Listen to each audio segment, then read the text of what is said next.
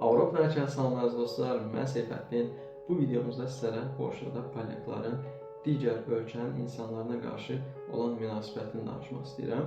Apardığım müşahidələr əsasında onu deyə bilərəm ki, əhalinin 95%-i, yəni gəlmələrə qarşı çox mülayim, çox isti, yəni dostcasına, çox gözəl bir münasibət bəsləyir.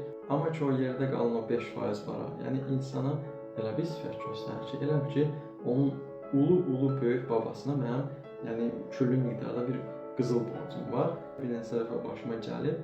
Düzdür, xoşa gəlməz bir mövzudur, amma yəni ola bilər. Yəni onların da tərəfindən baxanda onlara haqq verə bilərəm. Yəni bəlkə də ölkəsində başqa ölkənin nümayəndəsini istəmir. Ona görə onları da qınamaq olmaz.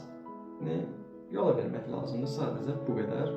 Amma əsas odur ki, yəni əksəriyyəti, yəni dediyim kimi o 95%-i yəni gəlmələrə qarşı mülayimdir.